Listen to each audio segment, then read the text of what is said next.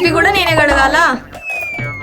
కాంతమ్మా ఏం చేస్తున్నావు? బాబువి పాల బాటిల్ బాయిల్ చేస్తున్నా. ఎందుకు అలా బాయిల్ చేస్తున్నావు? అదేందక్క, పిల్లల బాటిల్ అంటే ఎంత కేర్ఫుల్ ఉండాలి? కరెక్టే, బాయిల్ చేస్తేనే జమ్స్ పోతాయి. కానీ ప్రాబ్లం ఏంటంటే ఎక్కువ హీట్ చేస్తే ఒక్కొక్కసారి బాటిల్ కరిగిపోయే ఛాన్స్ ఉంటుంది.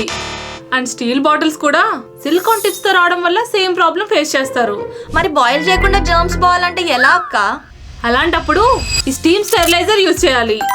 ఇందులో మెయిన్ గా 3 కంపార్ట్మెంట్స్ ఉంటాయి. ఫస్ట్ కింద ఉన్న కంపార్ట్మెంట్ లో వాటర్ ఫిల్ చేసుకుని ఈ లార్జ్ కంపార్ట్మెంట్ ని దీనిపైన ప్లేస్ చేసుకోవాలి.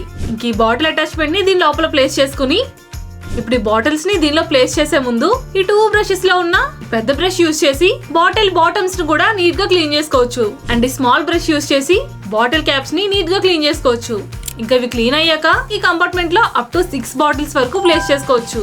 అండ్ లాస్ట్ ఈ థర్డ్ కంపార్ట్మెంట్ ని ఇక్కడ ప్లేస్ చేసుకుని బాటిల్ క్యాప్స్ లాంటివి ప్లేస్ చేసుకోవచ్చు.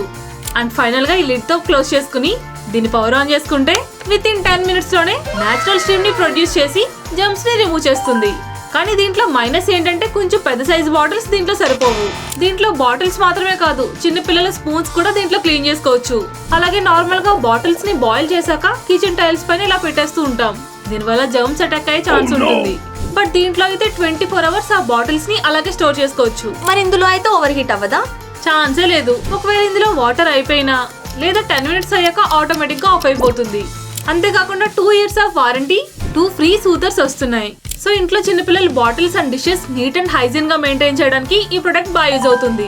వీటి లింక్స్ ఇక్కడ ట్యాగ్ చేశాను.